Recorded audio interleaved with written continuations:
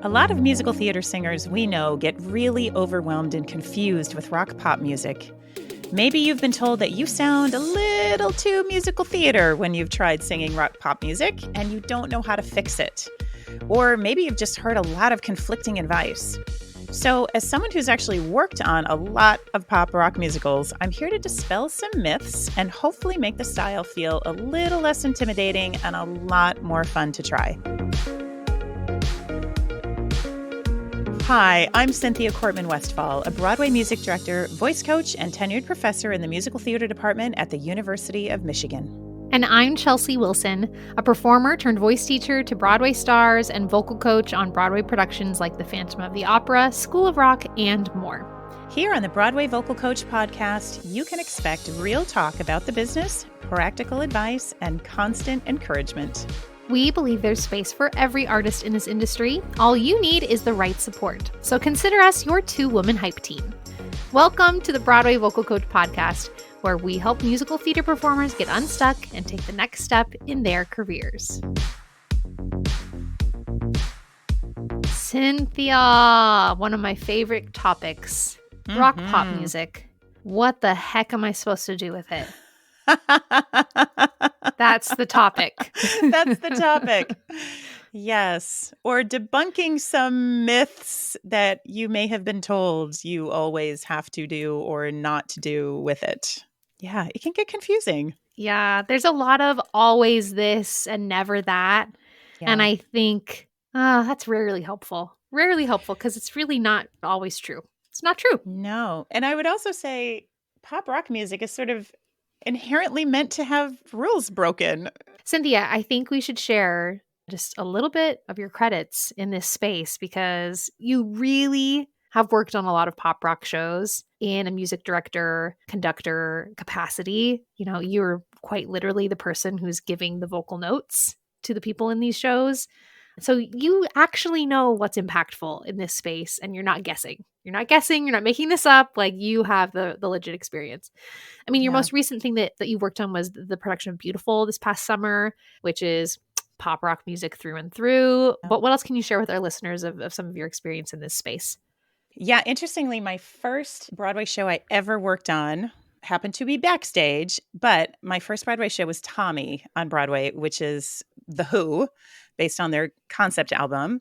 I've worked on The Lion King, Come From Away, A Christmas Story, which you wouldn't think has anything to do with pop rock music, except that it's written by Benj Pasek and Justin Paul, and the auditions actually asked people to sing rock pop music for a lot of those auditions because Justin and Benj, really, even at their most sort of pastiche, still have that kind of rock pop flavor that we all know and love about Pasek and Paul songs. So even that, we asked for rock pop songs.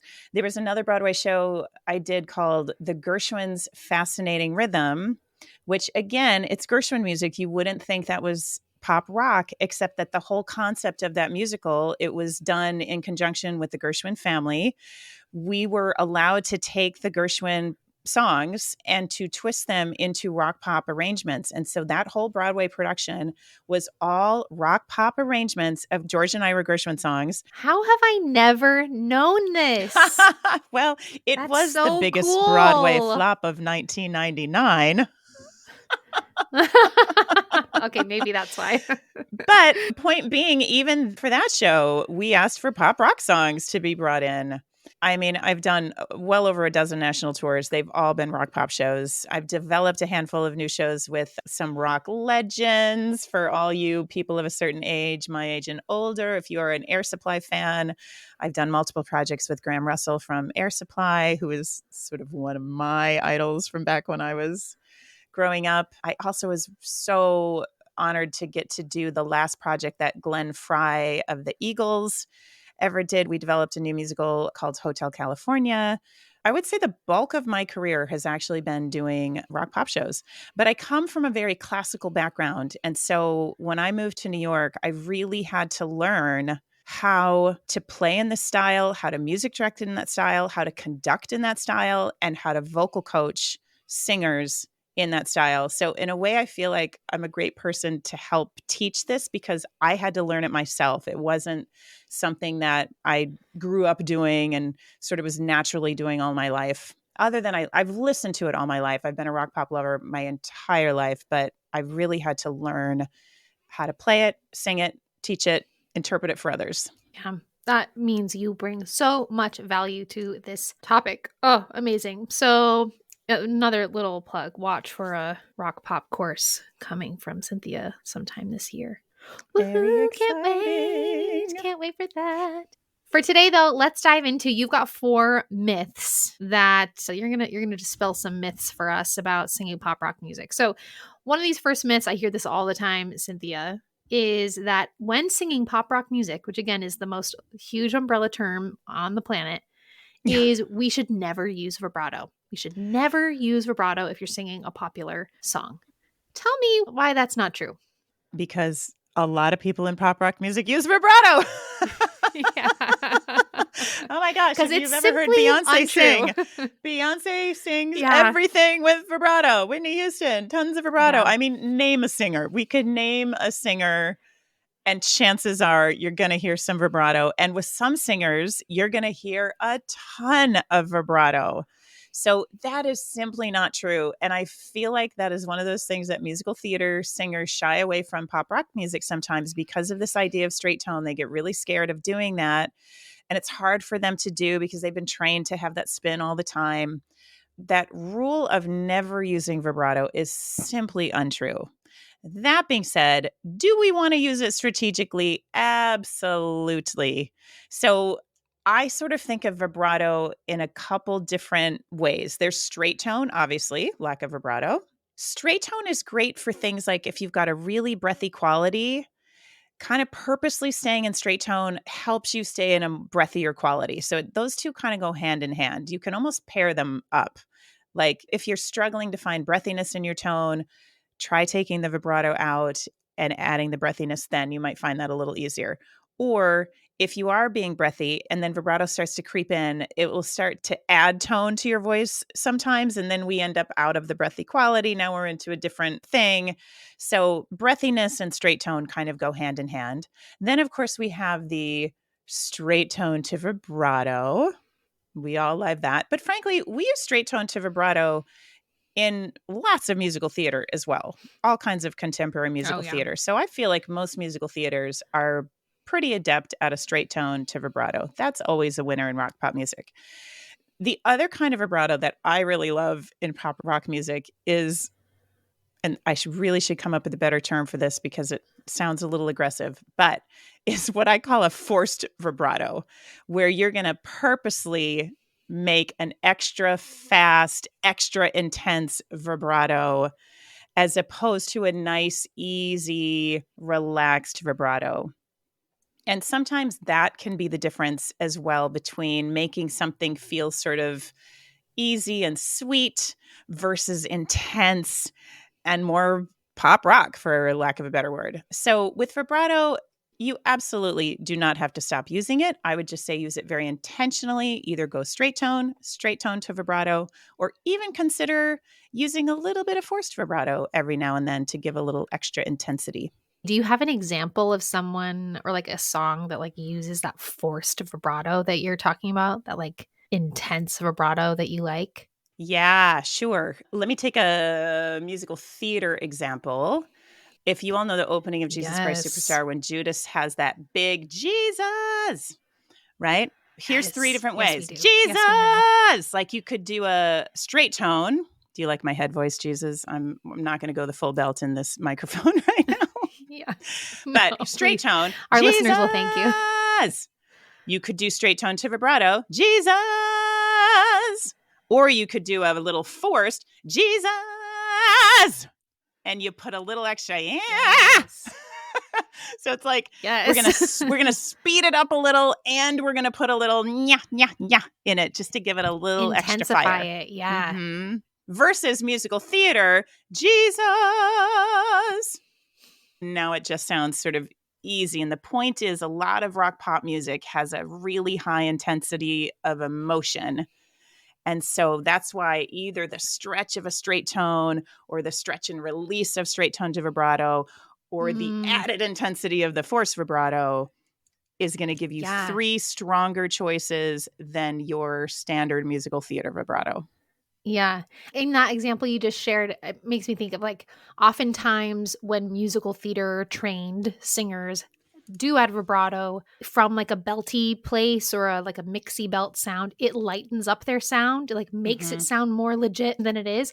So what you're saying with that force vibrato, at least how I'm understanding it, is you're really hanging on to that belty quality, that Yes. intensity, despite there being vibrato, instead of the Yes. vibrato being the thing that lightens up the sound. Yeah, I think that's Yes. great. That's so true. Yeah, vibrato will often lighten it and warm it up a little. And this Mhm, forced yeah. vibrato not only You, doesn't like, lighten keep it, that it intensifies it. edge, Yeah, and you twang. keep the edge. Yes. I got to find a better Yeah, word I than love that. forced, though. Forced is not a great word for singers, but Yeah, intentional, I follow you. I follow you. electric Intense. vibrato. Intense. Submit your ideas below. We'd Yes, love submit to your hear ideas. what you think. How do you interpret that? I think that's great. Okay, myth number 2, something that I hear a lot too, that you should not enunciate at all. Like you just need to be like marbles in your mouth to sing pop rock. Yeah. Yeah. Yeah. Either you don't need to enunciate at all or you don't need to enunciate as Mhm. much. I'm going to bust this myth. I think it can be true in some instances. And here's a rule of thumb I like to use. I think of enunciation in inverse proportion to the amount of breathiness in your tone. So if you have a really Mm. breathy quality, you actually need some actual enunciation. And again, rules are meant to be broken in rock pop music, but these are my rules of thumb. The breathier it is, the more enunciation, the stronger, zingier, brighter the tone, the less enunciation. Because Mhm. here's what will happen. Let's take Katy Perry, Teenage Dream. Here's the breathy, right? It's pretty breathy in the beginning. You think I'm pretty without any makeup on. If I use no enunciation, you think I'm pretty without any makeup on. We can't even tell what that is. So that breathiness can actually handle a lot. You think I'm pretty without any makeup on. I can use a pretty hefty amount of Mm. enunciation there.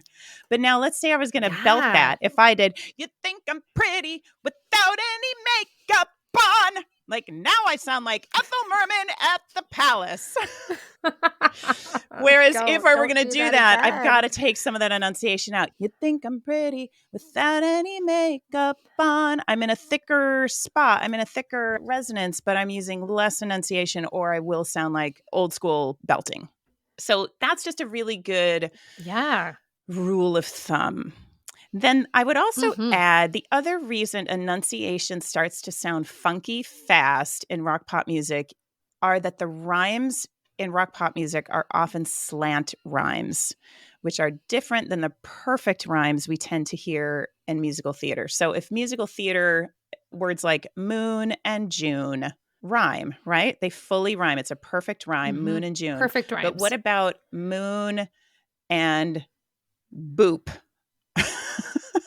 Those no longer rhyme, but the Not quite ooh there. does. Moon, boop. But that P Yeah. doesn't rhyme, right? So if I enunciate those 2 words, it's no longer going to sound like a rhyme. And we hear these slant rhymes, these imperfect rhymes in musical theater all the time. So here's an example from Driver's License. The lyric is I got my driver's license last week, just like we always talked about, because you were so excited for me to finally drive up to your house. So week and me have to rhyme, and about and house have to rhyme. And obviously they don't. So the only way to make that work is to not enunciate the final consonant so that got my driver's license last week because you were so excited for me. They start to rhyme and always talked about finally drive up to your house. You're going to just barely say those final Mm, consonants. So those are some yeah. rules of thumb for That is enunciating. such an easy trick. That is such an easy trick, is just to think about what is supposed to rhyme, and then it is your job to make them rhyme. It is your job. Yes. You know, it's not Yes. your job to complain about like pop rock songwriters don't know how to rhyme, blah, blah, blah. No, no, no. They know exactly what they're doing. It's Yeah. perfectly intentional. It's Yes. our job as the artist to then make it work. This is not musical theater Moon and June, and that's fine. It's not Yeah. that. Love it. Yeah. Okay, our third myth or potential myth. I've been told this, Cynthia, I've been told this before, is in order to be a good pop rock singer or performer, you just have to find the groove and you just have to feel it. And for me, I'm like, cool, okay. What is the 3-step plan to feeling it? Can you break this down for me? And I'm afraid that doesn't work. So, Oh do my you have an gosh. alternative to this advice? I do. Listen, I wanted to play jazz so badly for years of my life. I wanted to become a jazz player. And so I finally had the guts to take a jazz course in college, thinking that, okay, I'm going to learn some, like you said, the 3-step process to learning how to play jazz. And literally all I got in that class was you just have to feel it. You just have to feel it. Like just play what you feel. Just like play just play what comes out. Like that's the point. What are you talking about? Nothing's coming Yeah. out. Tell me what notes to play. And I swear to you, if I heard the word Ah, just one more time, like just feel it, just play what you think, just groove. Anytime you hear the word just, red flag. That means you're yeah. about to get You're some like, unhelpful this is about to be information. unhelpful really fast. Yeah. Yeah. So I am committed to not ever using the word just in my teaching. And if I do, I try to slap my own hand over it because I know that what I said probably wasn't helpful. So this is actually one of the modules in the rock pop course that I'm currently in the thick of writing that I am most excited about is literally breaking it down into a very step-by-step process that anyone can do. So let me just give you a couple quick things because this one I do think is bigger. It's not a quick tip or a quick fix, but here's one of the simplest places to start. Look at your lyrics and determine whether your lyrics are really literal and conversational or whether they're more poetic or metaphorical or symbolic or simply super repetitive, like baby, baby, baby, whoa, whoa, whoa, whoa, whoa, kind of thing. And just determine that. Because if your lyrics are really literal, like you just call out my name and you know wherever I am, I'll come running to see you again. Something like, You've Got a Friend, the Carole King song. That's pretty literal. You could say that directly to someone's face. And if you have a song like that has pretty literal lyrics, you can actually really interpret that song like you would a musical theater song. Think about the moment before. Who are you talking to? What is your battle that make up your own story, just like you might for some of your musical theater audition cuts, and literally tell that story the way you would a musical theater song. Then, if Mm. you've got something that's more poetic, and I'm going to include things like, won't you take me to Funky Town? I'm going to call that poetic because that is not literal, my friends. Mm-hmm. And you are not going to literally say that phrase to anyone. Now we're talking about something different. Now we might need a more presentational interpretation. We might want to think about some different physicality, but just asking yourself that question is going to help a lot.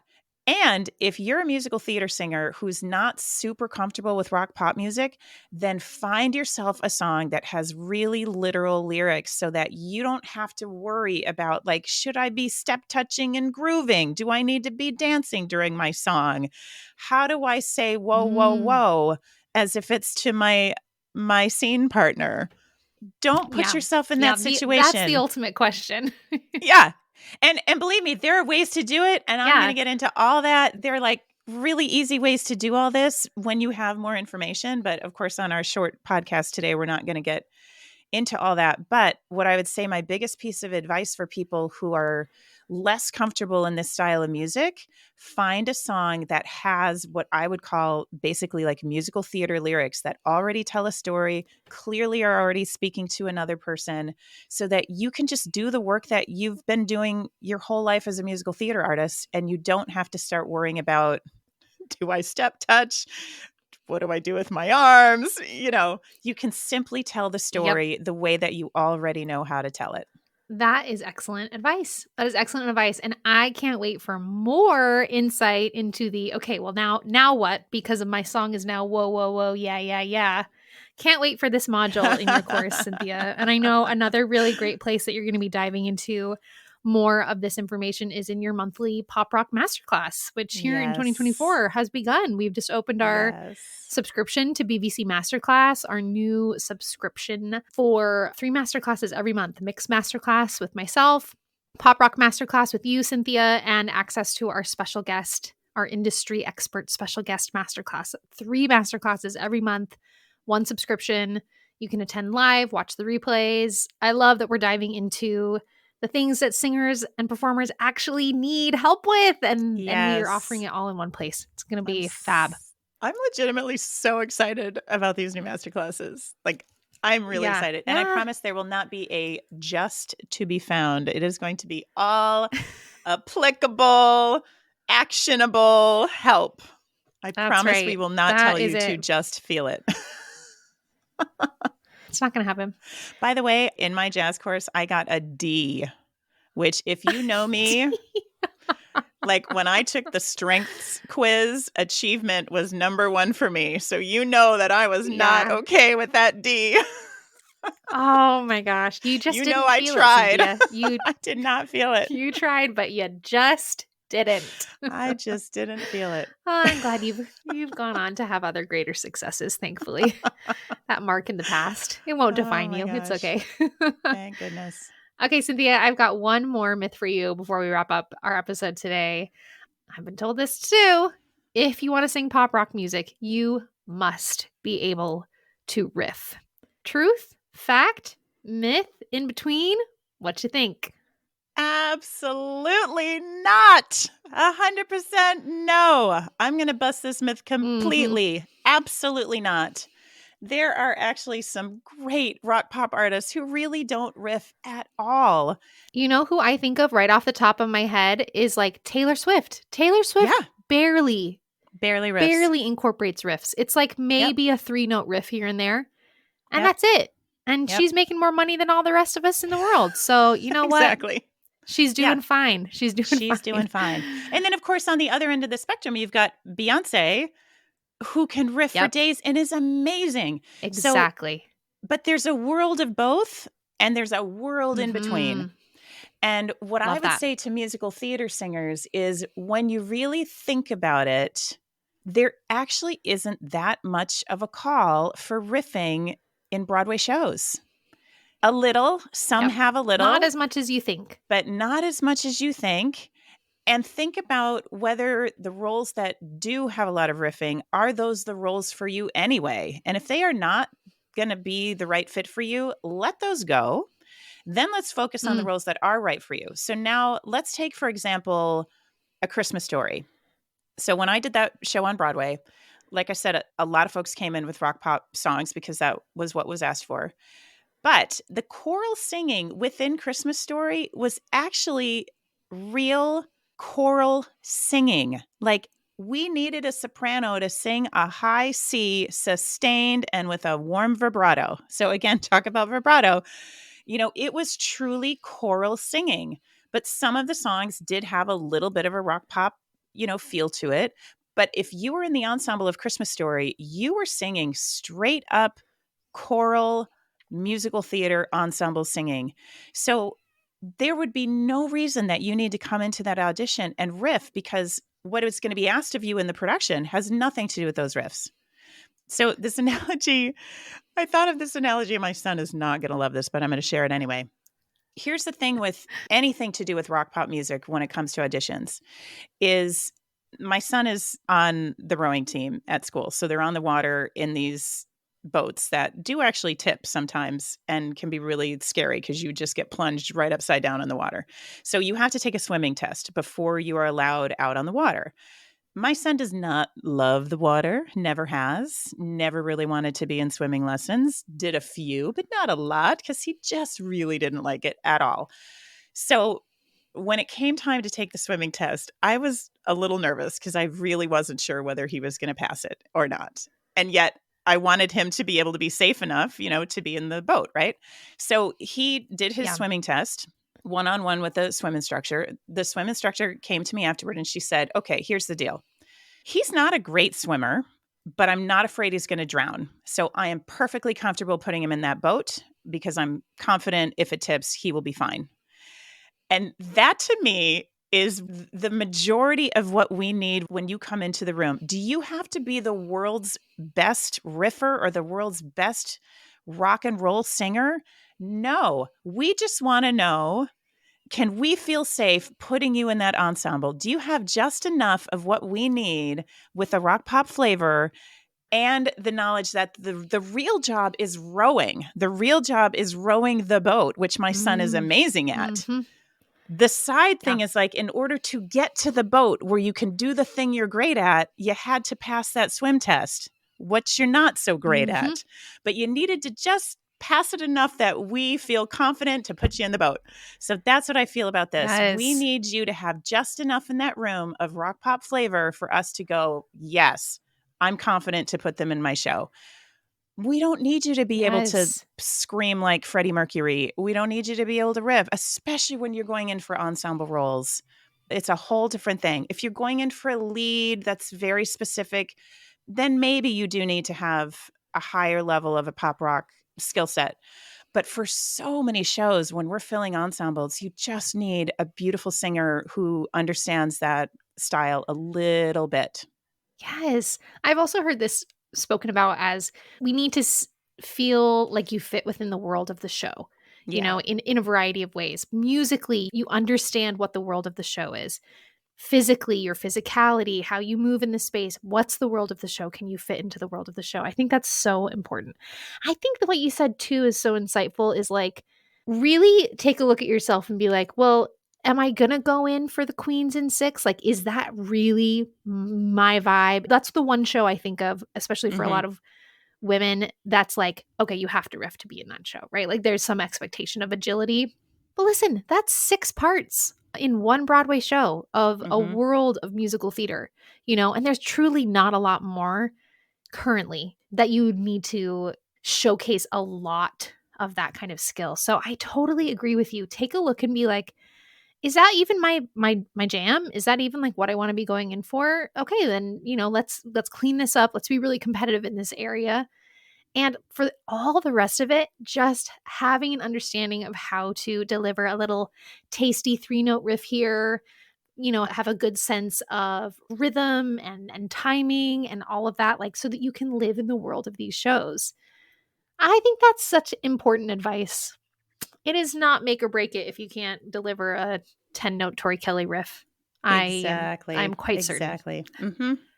Any other final thoughts, Cynthia, as you think about what might liberate people in their quest to improve their pop rock singing? Since I'm already down the path of the swimming analogy, I'm just going to Stay stick with with that it. one. What I would say is that anybody can learn to swim. Anybody can learn to Mm-hmm. sing pop rock Mm-hmm. music. Are you going to become Michael Phelps? Maybe not. That's okay. But can you learn to swim and enjoy being in a pool? Absolutely. I think anyone can learn how to sing pop rock music in a really credible way and a fun way, in a way that shows you understand what the style is so that you can get cast in these shows. 100%. I think it is so doable for everybody. Yeah. And just having more tools, more information, and a plan in place, which is so much of what you provide in your upcoming course, in your Rock Pop masterclasses, even in a few of our modules within BVC Academy, our online course. You've delivered some amazing lessons within that course about pop rock music. Just having some additional tools and resources can give you the confidence to say, "Oh, okay, I'm not just alone out here doggy paddling in the middle of the ocean, like back to the swimming analogy. We've got a life raft now. Like, look, see, and now I have a paddle. I can go where I want." Getting that help is so crucial. And I just Yeah. think you are such a resource for singers, Cynthia. And I've learned so much from you. And I know our clients do as well. We'll link all those resources, places that you can learn from Cynthia, learn more about singing and interpreting pop rock music will be linked today in our show notes. And if you want to be notified when Cynthia's pop rock course becomes available later this year, then there's a link in there to join the waitlist for that. We'll notify you as soon as that becomes available. Can't wait to get that out into everyone's hands. It's going to be great. Thanks, Cynthia. This was so much fun. That was fun. Thank you. If you enjoyed today's episode, please take a screenshot wherever you're listening, share it on Instagram, tag us when you do at B-Way Vocal Coach, share this episode with a friend who might enjoy it, and please leave us a review. We love to hear from you about what is resonating as you listen to the podcast. And if you're ready to take your next step, but you aren't entirely sure what that should be, then take our quiz. We'll strategize with you to outline a roadmap to your unique goals. Plus, from there, you can book a free consult and chat with us. Visit bwayvocalcoach.com/take the quiz. We can't wait to hear your story and help you take the next step in your career.